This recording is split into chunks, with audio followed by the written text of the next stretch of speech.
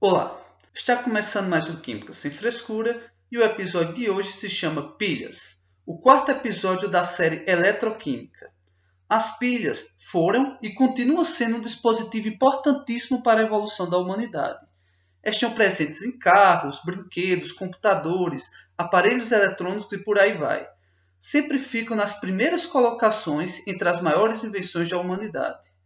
Ok, mas o que é pilha? Pilhas são objetos capazes de produzir corrente elétrica.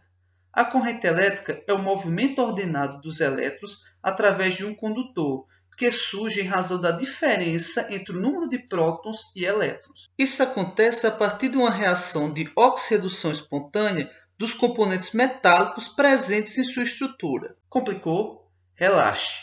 Na medida em que a aula vai se caminhando, você vai entender melhor o conteúdo. A primeira pilha foi inventada por Alexandre Volta, que publicou sua criação em 1799, que consistia em discos empilhados de zinco e cobre alternados, separando-os por um pedaço de tecido embebedado em solução de ácido sulfúrico. Tal aparelho passou a ser chamado de pilha de volta, que produzia corrente elétrica quando o fio condutor era ligado a discos de zinco e de cobre nas suas extremidades.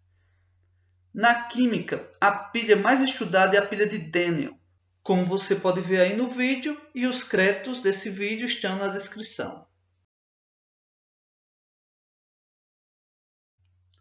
A pilha de Daniel pode ser construída da seguinte forma. Primeiramente, é colocado dois recipientes, um contendo sulfato de zinco e o outro sulfato de cobre. Essas soluções são soluções iônicas, portanto, forma íons de zinco 2+, e sulfato 2- para o primeiro recipiente, e cobre 2+, e sulfato 2- para o segundo recipiente. Mergulhamos uma placa sólida de zinco na solução iônica de sulfato de zinco e também mergulhamos uma placa sólida de cobre na solução iônica de sulfato de cobre, formando então duas semicelas. Vamos chamá-las de semicelas 1 e semicelas 2. Ok? Essas semicelas são ligadas através de um fio condutor. No meio do fio condutor foi colocada uma lâmpada para simbolizar a passagem da corrente elétrica. Entre as duas semicelas também foi colocada uma ponte salina, que nada mais é do que um vidro oco em formato de U cheio de solução iônica de cloreto de potássio. Se a solução é iônica, irá formar cátions de K+, e ânions de Cl-. Agora vamos entender o funcionamento da pilha de Daniel. Mas para isso eu preciso saber a equação de oxirredução que a pilha faz. A equação geral de oxirredução é a seguinte. O zinco com o íon cobre 2+, vai produzir o íon zinco 2+, mais o metal cobre. A partir dessa equação e das informações sobre as soluções das placas metálicas, vamos determinar a direção da corrente elétrica, os polos positivos e negativos das placas metálicas, o anodo e o catodo, e a corrosão e o depósito. Ok? Então, primeiramente, vamos determinar a direção da corrente elétrica, ou seja, dos elétrons em movimento ordenado. Mas, para isso, precisamos saber quais são as placas metálicas que ocorre uma oxidação ou uma redução. As placas metálicas chamaremos a partir de agora de eletrodos. Ok? De acordo com a equação geral, o eletrodo de zinco aumenta o NOx de 0 para +2, na transformação do zinco sólido para a solução aquosa, ocorrendo uma oxidação. O íon de cobre 2+, em solução, diminui o NOx de 2+ para 0, ocorrendo assim uma redução na transformação do íon de cobre para o eletrodo de cobre. Então, se o zinco oxidou, ele perdeu elétrons. Se o cobre reduziu, então ele ganhou elétrons. Portanto, a direção da corrente elétrica vai da semicela de zinco, que está perdendo elétrons, para a semicela de cobre, que está ganhando elétrons. Assim, o deslocamento dos elétrons vai da esquerda para a direita.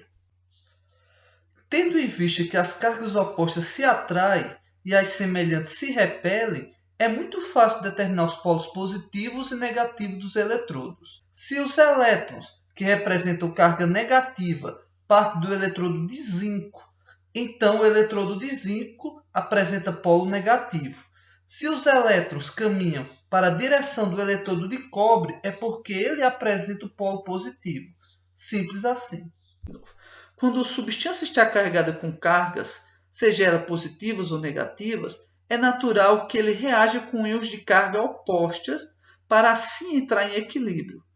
Como o eletrodo de cobre está carregado de elétrons vindo do eletrodo de zinco, esse elétron poderá reagir com íons de cobre 2+, presentes na solução, formando o metal de cobre com carga zero, representado pela seguinte semi-reação. Íon de cobre 2+, mais 2 elétrons, vai produzir cobre com carga zero. Essa semi-reação pode ser retirada da equação geral de oxirredução, onde o íon de cobre 2+, está formando cobre com carga zero. Para isso acontecer, o íon de cobre 2+, precisa reagir com 2 elétrons. Duas cargas positivas de cobre 2+, mais duas cargas negativas de elétrons, produz cobre com carga zero, que é a carga do eletrodo. Como o eletrodo absorve cátions, ele é chamado de cátodo ou cátodo. Da mesma forma, o eletrodo de zinco está perdendo elétrons, transformando íons de zinco 2+, deixando de ser metal de zinco e passando a ser solução. Essa transformação é representada pela semi-reação zinco nos reagentes, produzindo 2 elétrons mais íon de zinco 2+. Essa semi-reação também pode ser retirada da equação geral da reação de oxirredução, onde o eletrodo de zinco perde 2 elétrons, produzindo um íon de zinco 2+. Esse eletrodo vai se chamar anodo ou ânodo. Portanto, na pilha, o cátodo é o polo positivo e o ânodo é o polo negativo. Ok? Então, vamos focar novamente nas duas semi-reações que estão acontecendo de forma contínua e simultânea. O eletrodo de zinco perde 2 elétrons, formando íons de zinco 2+ na solução. O eletrodo de cobre ganha 2 elétrons que interagem com o íon de cobre 2+, presentes na solução, formando o eletrodo de cobre com carga zero.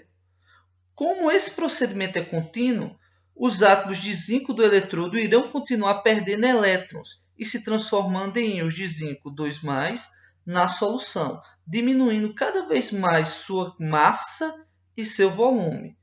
Esse processo é chamado de corrosão.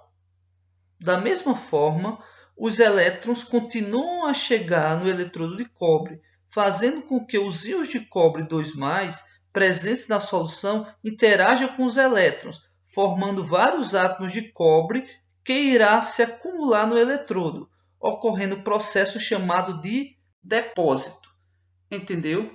Talvez você esteja se perguntando, e a ponte salina? Bem, com essas duas semi-reações ocorrendo simultaneamente, a solução da semicela 1 começa a encher de íons de zinco 2+, e a solução da semicela 2 começa a diminuir os íons de cobre 2+, deixando assim a solução da semicela 1 positiva e da semicela 2 negativa. Portanto, para a pilha de Daniell continuar a produzir corrente elétrica com eficiência, as soluções precisam possuir cargas mais neutras possíveis. É aí que a ponte salina entra.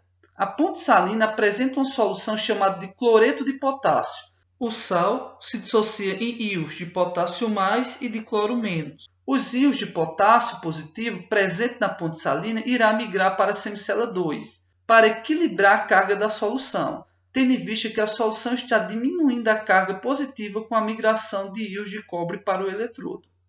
Já o íons negativo de cloro menos irá migrar para a solução da semicela 1, visto que a semicela está cada vez mais carregada com íons positivos de zinco, deixando a solução mais neutra e estável. A pilha deixa de funcionar quando a parte imersa do eletrodo de zinco corroer por completo, quando não tiver mais íons de cobre 2+, para a formação do depósito, ou simplesmente quando é retirada a ponte salina.